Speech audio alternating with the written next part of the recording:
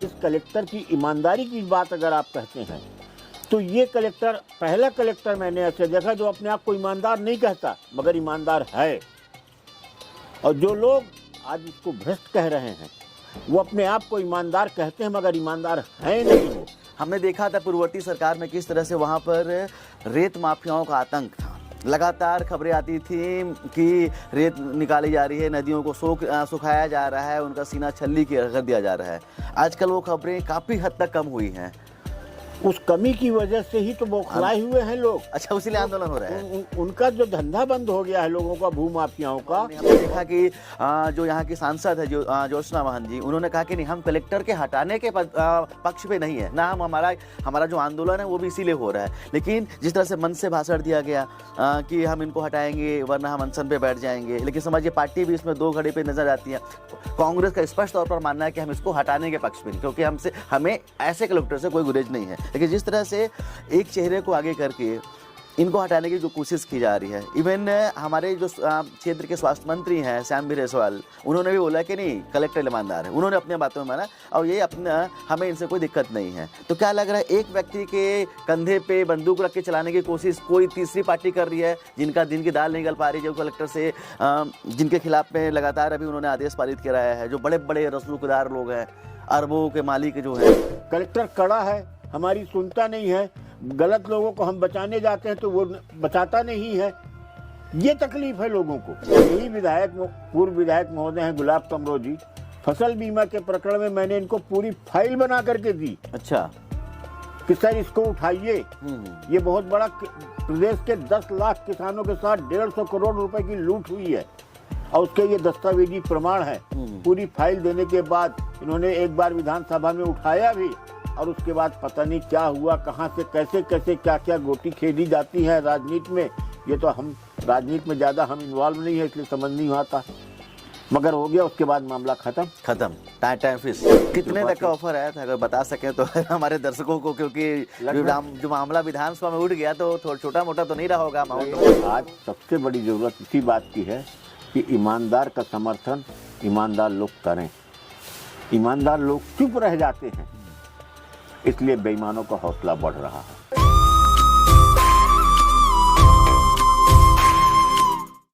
बेईमान को बेईमान कहते, अगर उनको दिक्कत हो जाती तो समझ में आता। हमने तो ईमानदार को ईमानदार कह दिया तो कुछ लोगों को मिर्ची लग गई। उन्होंने हमसे सवाल पूछने लगे कि आखिर आप ईमानदार को ईमानदार कैसे कह देते हैं। तो चलिए, हमने उनसे वादा किया था कि हम आपको उनके ईमानदारी की किस्सा सुनाएंगे। उस दिन तो हम अकेले कलेक्ट्रेट के बाहर जाके पूरी कहानी बता रहे थे, दिखा रहे थे कि ईमानदार कलेक्टर की कहानी क्या, किस तरह से वो सिस्टम से लड़ता है और सिर्फ आम लोगों के लिए, आम लोगों की बात कर रहा हूँ, मतलब आपकी बात कर रहा हूँ, आम नागरिक की बात कर रहा हूँ, उनके हक की बात करता है। और कहीं ना कहीं उनकी दाल जब नहीं गलती है, बड़े बड़े नेता लोग की बात दाल नहीं गलती, ठेकेदारों की बात उनसे नहीं बनती, तो क्या होता है कि वो सब विरोध में आ जाते हैं। और सबकी बात नहीं कर रहा हूँ, कुछ लोग हैं और कुछ ऐसे नेता हैं जिनके कंधे पे बंदूक रख के उनको हटाने की कोशिश की जा रही है। तो हमने देखा कि कई प्रतिक्रिया आई थी। कुछ लोग हमें बोल रहे थे कि हाँ, अच्छा हो रहा है, बहुत सारे लोगों ने बहुत अच्छा एप्रिसिएशन दिया। कुछ लोग ने बोले कि नहीं, आप इनका पक्ष, आप इनके हिमायती क्यों बन रहे हैं। तो मुझे लगा कि पूरी बातें रखनी चाहिए। लेकिन हाँ, बता दूं, ऐसे लोगों की संख्या जो थी कम थी।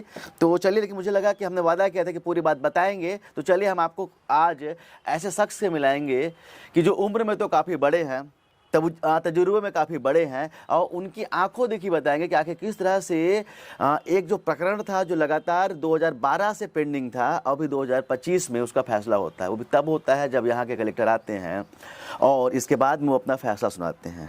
लगभग 35 एकड़ की ज़मीन जो जिला मुख्यालय पे थी, जो 150 करोड़ के ऊपर की ज़मीन थी, उसका फैसला एक चुटकी में कर देते हैं। बड़े बड़े कलेक्टर आए, बहुत सारे IAS आए, सब ने बोला कि गुप्ता जी, बात तो आप सही कह रहे हैं, लेकिन फैसला हम कैसे दे दें, बहुत राजनीतिक दबाव है। लेकिन गुप्ता जी जो थे वो लड़े। आखिरी में जब ये कलेक्टर आए तो सोचिए, एक रसूखदार की समझिए 150 करोड़ की संपत्ति को राजसात कराना क्या होता है, किसने कराया। ऐसी इच्छा शक्ति ऐसे अधिकारियों में थी, ऐसे अधिकारियों में तो नहीं, ऐसे अधिकारी में थी जिनके कारण से सब हो सका। तो चलिए, गुप्ता जी, बहुत बहुत स्वागत है आपका। सबसे पहले आपको और आपके सारे दर्शकों को मेरा नमस्कार है। और जब ये आंदोलन हुआ और बात जिले की चली, तो मैं आपको बता दूं कि 40 साल तक जिले का संघर्ष हमने किया।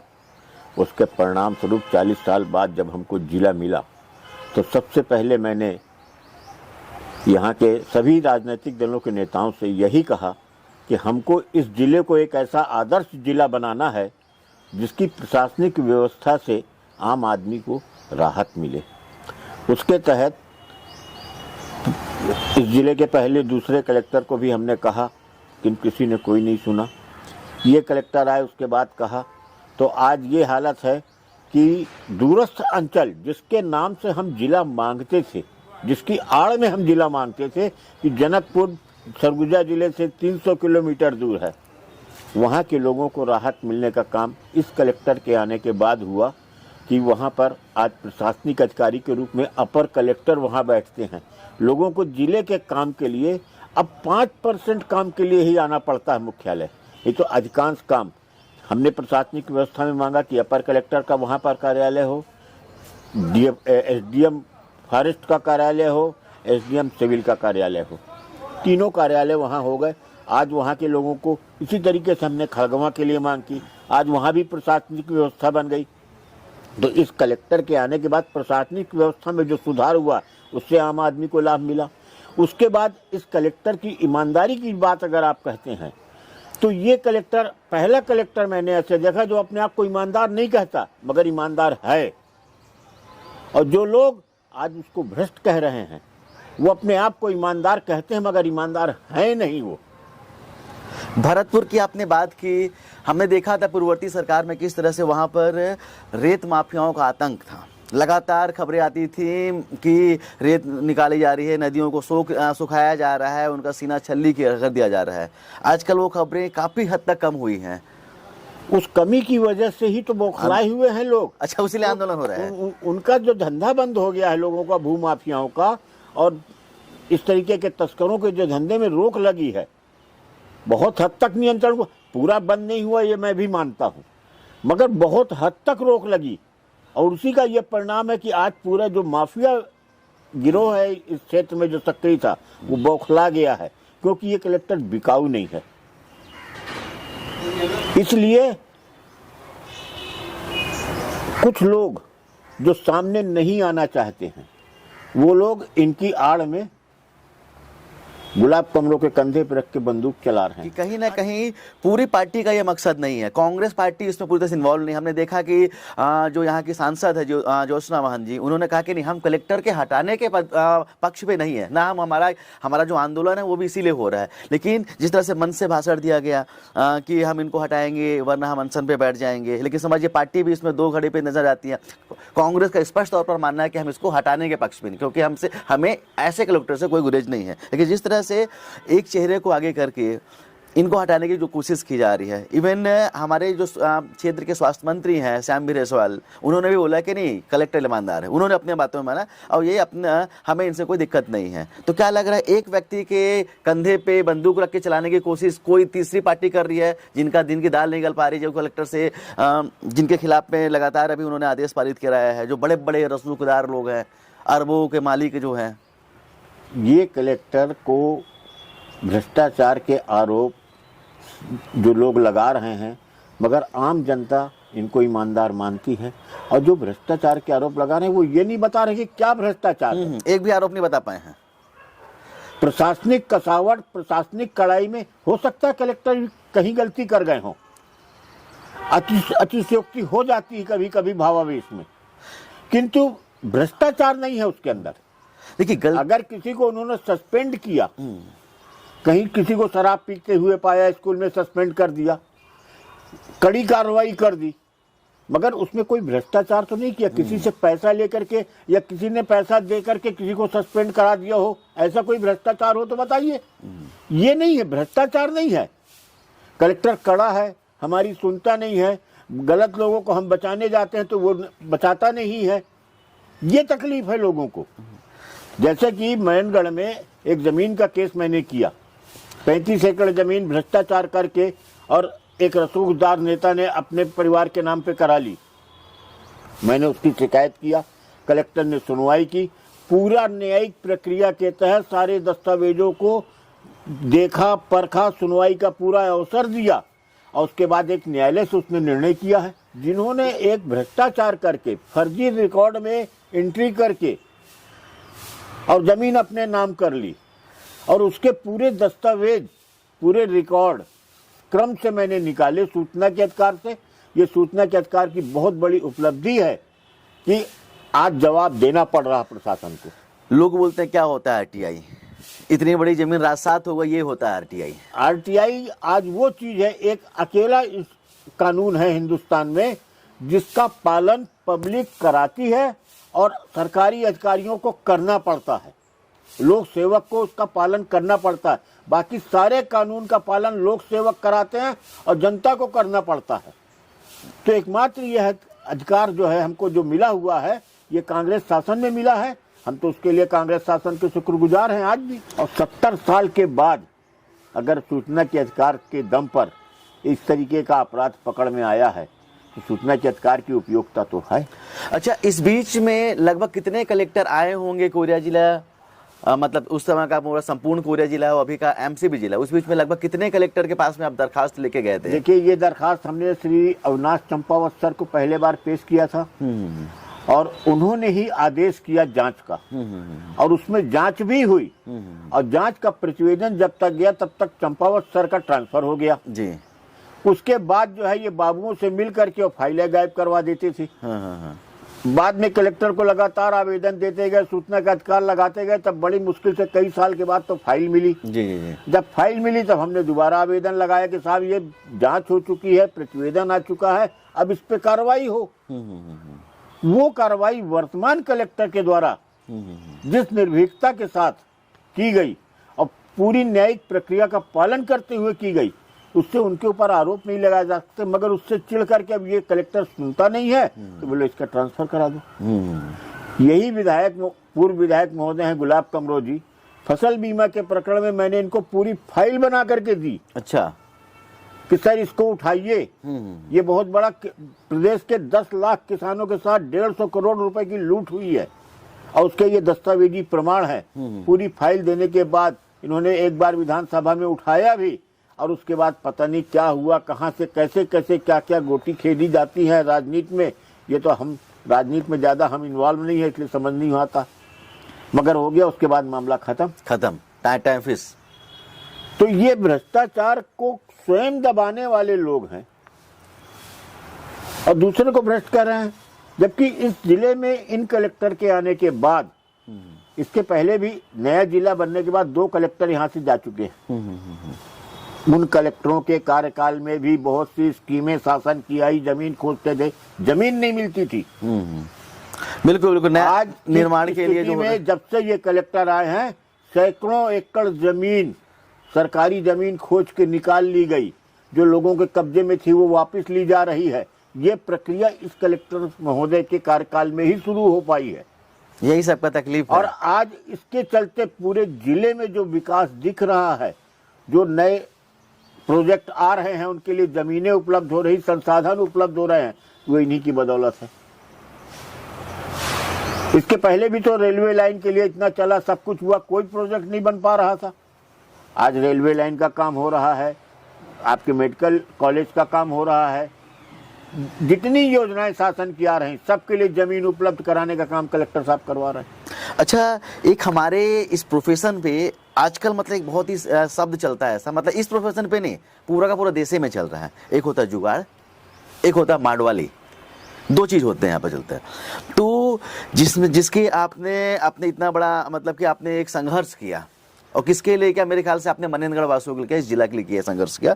तो इस संघर्ष के बीच में 150 मतलब अनुमानित जो कीमत है, कितना उसकी कीमत अभी के समय पे लगाई जा सकती है, आकी जा सकती है। इस बीच में कभी ऐसा नहीं आया कि माडवाली कर लेते हैं, चलिए भैया आपके साथ में आप क्यों लगे हुए हैं, आपका तो कुछ होना नहीं है, मतलब ऐसा है ईश्वर की कृपा और मेरे पूज्य पिता की अनुकंपा से इतना सामर्थ्य और इतना बल उन्होंने मुझे दिया है कि मैं ऐसे समाज विरोधी कार्यों के विरोध में आवाज बुलंद कर सकूं, कार्रवाई कर सकूं। बीच में मेरे को बीमा कंपनी और लोगों ने बहुत प्रयास किया, मगर आज ईश्वर की कितने कृपा तक का ऑफर आया था, अगर बता सकें तो हमारे दर्शकों को, क्योंकि जो मामला विधानसभा में उठ गया तो थोड़ा छोटा मोटा तो नहीं रहा होगा अमाउंट। 2 करोड़ का ऑफर तो मेरे को अच्छा, था। जबकि मेरी कोई हस्ती नहीं है। हाँ, नहीं, आपकी बहुत बड़ी हस्ती मैं है। सिर्फ एक एक्टिविस्ट के रूप में कार्य कर रहा था। ईमानदारी बहुत बड़ी हस्ती है, समझिएगा। मगर मुझे लगता है कि ईमानदारी से बड़ी हस्ती आज के समय पे, पैसे रुपए तो देखिए बेईमानी के दम पे बहुत कमाई जा सकती है, लेकिन ईमानदारी को बचा के रखना और ईमानदारी का समर्थन करना, ये बहुत बड़ी चीज है। नहीं, देखिए, आज सबसे बड़ी जरूरत इसी बात की है कि ईमानदार का समर्थन ईमानदार लोग करें। ईमानदार लोग चुप रह जाते हैं, इसलिए बेईमानों का हौसला बढ़ रहा है। हमारी खबर से आप खुश थे? हम आपकी खबर के लिए आपको बहुत बहुत साधुवाद देते हैं। उसी खबर से मुझे लगा कि शायद आप समाज में अपने नागरिक कर्तव्य और नैतिक मूल्यों के प्रति संवेदनशील हैं, इसलिए मैं आज आपसे बात कर रहा हूं। क्योंकि ज़्यादातर लोग सेटिंग करते हैं, मैंने आज तक जीवन में सेटिंग नहीं की। अनड्यू मेरे को चाहिए नहीं, ड्यू मैं छोड़ता नहीं।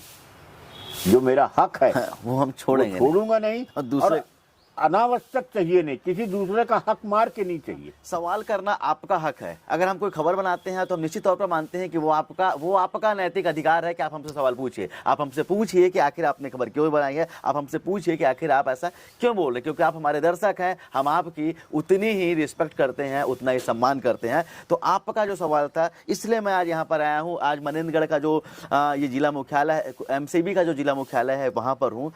मुझे लगा कि कुछ सवाल जो निकल के आ रहे थे, आखिर क्योंकि हमने कभी अभी तक हमने किसी की तारीफ नहीं की। हाँ, एक तारीफ जरूर की थी, अभी के जो विधायक हैं, जिसमें विधायक नहीं थे, तब भी हमने बोला था कि जो भैयालाल राजवाड़े हैं वो काफ़ी अच्छा काम करते हैं। वो गरीबों के लिए उन्होंने अपना बंगला उंगला भी सब दे दिया था, हमने पूरी कहानी बताई थी। तो ये दूसरे शख्स हैं शायद जिनकी मैंने दिल खोल करके तारीफ की है। इससे पहले हम किसी की तारीफ नहीं की। तो आपका सवाल भी वाजिब है, इसलिए हमारे साथ में गुप्ता भैया थे, हम उनके साथ आए और हमने आपको दिखाया कि आखिर ऐसे लोगों का समर्थन क्यों जरूरी है। आखिर हमने बोला था कि बहुत कम ऐसे लोग हैं जिनकी रीढ़ की हड्डी बची है, हमें उनका सम्मान करना होगा। तो ऐसे कुछ लोग हैं, ऐसे कुछ अधिकारी हैं जो डंकी की चोट पे ऐसे सोचिए कि आप 1 डिसमिल जमीन भी कब्जे के बाद आपको निकालने में 9 दिए का तेल जल जाएगा। अगर समझिए कि 150 करोड़ रुपए की संपत्ति को रात साथ कर देना मजाक नहीं होता है। इच्छा शक्ति चाहिए होती है, दृढ़ इच्छा शक्ति जो ऐसे कलेक्टर ने दिखाई है, उसके लिए भी हम एक बार फिर से उनका धन्यवाद करते हैं। और हमारे साथ में जो गुप्ता भैया है, हम आपका भी सम्मान करते हैं कि आपने जिस ईमानदारी के साथ में फैक्ट को रखा है, मनेंद्रगढ़ की जनता के लिए रखा है, ना कि अपने लिए रखा है। इतने दबाव आने के बाद में इतने सारे कई, मुझे पता है किस तरह के सिचुएशंस निर्मित हुए होंगे इस पूरे का पूरे न्याय की प्रक्रिया में। अभी भी आपको न्याय की प्रक्रिया से गुजरना है, क्योंकि कानून ऐसा है कि यहाँ से लेके ऊपर जाएगा, ऊपर से फिर और ऊपर जाएगा, फिर और ऊपर जाएगा। तो ये एक प्रक्रिया है, लेकिन आपका संघर्ष जो था वो काबिले तारीफ था। मेरा तो कहना ये है कि ये देश हमारा है, और अगर हम इसके लिए नहीं सोचते हैं तो हम उस इटली से आई हुई महिला से क्यों उम्मीद करते हैं कि वो हमारे देश के लिए सोचे। इसलिए अगर हम अपने देश के लिए नहीं सोचेंगे तो फिर हम दूसरे से उम्मीद नहीं करें। अगर हम ईमानदार होंगे, अपने आप समाज धीरे धीरे सब व्यवस्था में परिवर्तन हो जाएगा। कोई भी चीज असंभव नहीं है। जो लोग कहते हैं कि ये चीज अब हो नहीं सकता, भ्रष्टाचार खत्म नहीं हो सकता, तो आज याद करिए TN शेषन जैसे लोग इस देश में ही हुए हैं। 1 मिनट में जिस दिन वो पद पे आए, अब 1 मिनट में अपने आप भ्रष्टाचार खत्म हो गया उस विभाग से। बिल्कुल। तो ऐसा नहीं है, उम्मीद की बहुत किरण बाकी है, और हमें उम्मीद है कि एक दिन ऐसा आएगा। और अगर ऐसा नहीं हुआ तो फिर हमें तैयार हो जाना चाहिए कि हम श्रीलंका, बांग्लादेश और नेपाल जैसी परिस्थितियों को झेलें। जब भ्रष्टाचार हद से आगे गुजर जाएगा तो परिस्थितियां निर्मित हो सकती हैं। बहुत जल्दी ऐसी परिस्थितियां आ सकती हैं अगर भ्रष्टाचार नहीं रुका तो एक नागरिक के तौर पर भी हमारा भी योगदान उतना ही होना चाहिए। ये ऐसा ना हो कि हम उनके साथ ही मिल गए। तो इतनी बड़ी जवाबदारी एक नागरिक की भी है, उतनी ही बड़ी जवाबदारी एक नेता की है, उतनी ही बड़ी जवाबदारी प्रशासन में बैठे हुए लोगों की भी है। ईश्वर से कामना करता हूँ कि ईश्वर शक्ति दे, इसी तरीके से अपने नागरिक कर्तव्यों का मैं पालन करते रहूँ।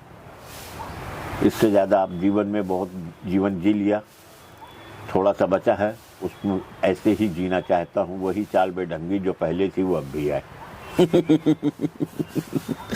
तो चलिए, आपको ये आज की जो हमारी पूरी की पूरी स्टोरी थी वो कैसी लगी? हाँ, जो इंसाफ की लड़ाई थी जो गुप्ता भैया ने लड़ी वो कैसी लगी? और आप अब के समय पे ये जो कलेक्टर है हमारे एमसीबी जिले पे, डी राहुल वेंकट जी, उनके बारे पे आपका परसेप्शन क्या है? आप क्या सोचते हैं? और इस बारे में आपकी क्या राय है? हमें कमेंट करके जरूर बताइएगा। आपका बहुत बहुत धन्यवाद। नमस्कार।